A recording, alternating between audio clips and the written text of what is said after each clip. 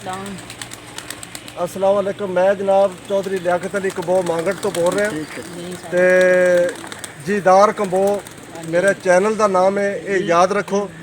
और असी अज तुहानू ये नवा शौक जिहड़ा ये कबूतरां दा ये तुहानू दिखा रहे हैं।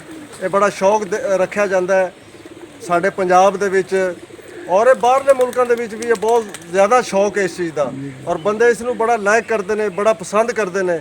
और आओ असी आज पूछने हैं इन्हों को जी सर ये कितना अरसा हो गया तुहानू रखे कबूतर तो की शौक तुहानू पैदा होया? सानू सर 3-4 साल हो गए ने, जी अपने वैसे शौक वास्ते रखे ने जी। अच्छा, इन्हां दी परवरिश करने बच्चे बुच्चे करा के अपना शौक पूरा करीदा जी। ठीक है। ते इन्हां दे दाने शाने ये वो किन्ना काफ़ी किन्ने कबूतर रखे हैं तुसीं? कबूतर जी साढ़े को 200-250 कबूतर है जी। अच्छा, ठीक है। ते उत्ते उड़ांदे भी हो तुसीं? हाँ जी, शौकिया उड़ा उड़ लेंदे ने। अच्छा, हाँ जी, ते इन्हां दे बच्चे बुच्चे भी तुसीं कढाए होने? हाँ जी, बच्चे बुच्चे भी कढ़ाई देने जी। बच्चे फिर थल्ले ने उस वे जेह्ड़े वड्डे कबूतर ने उत्ते चाड़ दे देने। ठीक है। ते उंज ये कितने किन्ने कबूतर? कबूतर जी 200 तकरीबन कबूतर है जी। अच्छा, 200 कबूतर है। हाँ जी, ਤੇ ਇਹਨਾਂ ਦਾ ਕੀ ਪਾਣੀ ਛਾਣੀ ਦਾ ਹਿਸਾਬ ਤਾਂ ਸਵੇਰ ਦੁਪਹਿਰ ਸ਼ਾਮ ਤੁਸੀਂ ਕਰਦੇ ਹੋ ਕਿਤੇ ਬੜੀ वो ਯਾਨੀ जी ਕਿ मुख्तलिफ ਤੁਹਾਨੂੰ इन्हां दी अगर कबूतर बीमार हो जान वैक्सीन वगैरह उसके अलावा और उड़ान वास्ते की बड़ियां चीज़ें इस्तेमाल होंदियां ने। ਸਹੀ। ये नहीं कि इन्हां दी जितनी हो सके उन्नी असीं केयर करी दी है जी। ਅੱਛਾ ਅੱਛਾ। हाँ जी।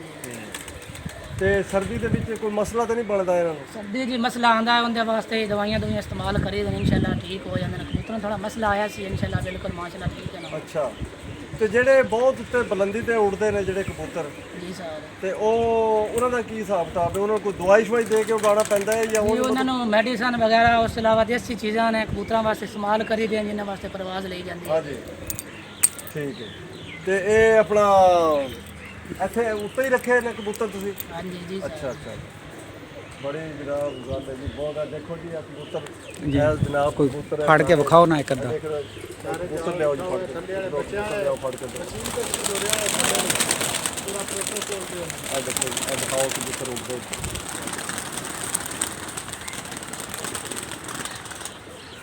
ਇਹ ਸਵਾਲ ਕਰਨ ਦਾ ਤੁਹਾਡੇ ਕੋਲ ਕਿਹੜੀ ਕਿਹੜੀ ਬਰੀਡ ਹੈ ਉਹ ਦੱਸਣ ਵੇ ਕਿਹੜੀ ਕਿਹੜੀ ਨਸਲ ਦੇ ਨੇ?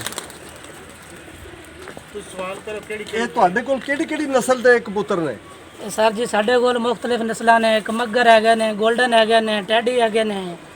इस तो इलावा होर साढ़े कोल बहुत ब्रीडर है जी। साढ़े लाखे ब्रीडर बहुत मशहूर ने जी।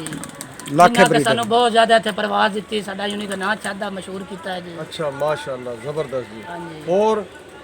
और जी आ सारी ब्रीडर मादी सी, ये थोड़ी अंडे नहीं दे रही सी, इस वजह से फिर छत उत्ते नहीं छड़ दिता है। अच्छा, हाँ फिर मेडिसन कर रहे हैं, फिर अंडे देगी थले उतार लांगे जी। फिर इन्हां दे बच्चे फिर बदले के बद्धे जाणगे इस हाँ तरह? जी, फिर बच्चे जो आणगे ना उत्ते छड़ लांगे ਜਿਹੜਾ ਉਹ ਦੱਸਿਆ ਥੱਲੇ ब्रीडिंग भी सकते अच्छा, ਜਿਹੜਾ ਉਹ ਇਸ ਤੋਂ ਅੱਛਾ ਹੈ ਉਹ ਥੱਲੇ ਨੇ? जी बिल्कुल। ये जे उत्ते जितने भी ने सारे प्रवास वाले ने जेडे साडे जोड़े वाले ने वो जी थल्ले रखे हुए ने। यानी बड़ी खिदमत बड़ी हिफाजत इन्हां दी बड़ा हिसाब किताब करना पैंदा है हाँ जी। जी बिल्कुल जी, सारा दिन इन्हां कबूतरां दा ही काम हुंदा है जी। देखो ना जी ਇਹ ਸ਼ੌਕ ਹੈ ਨਾਜ਼ਰੀਨ, ਇਹ ਜਿਹੜਾ ਇਹਨਾਂ ਦਾ ਇਹ ਹੱਦ ਤੋਂ ਜ਼ਿਆਦਾ ਸ਼ੌਕ ਹੈ। ਸ਼ੌਕ ਦਾ ਮੁੱਲ ਕੋਈ ਨਹੀਂ ਹੁੰਦਾ। ਤੇ ਹੁਣ ਇਸੇ ਦੇ ਨਾਲ ਅਸੀਂ ਇਹਨਾਂ ਕੋਲੋਂ ਇਜਾਜ਼ਤ ਮੰਗਨੇ ਆ। ਬੜੀ ਸਾਨੂੰ ਖੁਸ਼ੀ ਹੋਈ ਹੈ ਇਹਨਾਂ ਦੇ ਨਾਲ ਮਿਲ ਕੇ ਔਰ ਇਹਨਾਂ ਦੇ ਸ਼ੌਕ ਨੂੰ ਅਸੀਂ ਖੁਸ਼ ਆਮਦੀਦ ਕਹਿੰਦੇ ਆ। ਇਹ ਬੜੇ ਅੱਛੇ ਦੋਸਤ ਸਾਨੂੰ ਮਿਲੇ ਨੇ ਜਿਨ੍ਹਾਂ ਨੇ ਸਾਨੂੰ ਕਬੂਤਰਾਂ ਦੇ ਬਾਰੇ ਦੱਸਿਆ ਵੀ ਇਤਨੀਆਂ ਨਸਲਾਂ ਨੇ, ਇਤਨੀਆਂ ਨਸਲਾਂ ਨੇ। ਇਹ ਬੜਾ ਸ਼ੌਕ ਰੱਖਦੇ ਨੇ ਤੇ ਅਸੀਂ ਜਨਾਬ ਇਸੇ ਦੇ ਨਾਲ ਇਜਾਜ਼ਤ ਮੰਗਨੇ ਇਹਨਾਂ ਕੋਲੋਂ। ਅੱਲਾ ਹਾਫਿਜ਼ ਜੀ।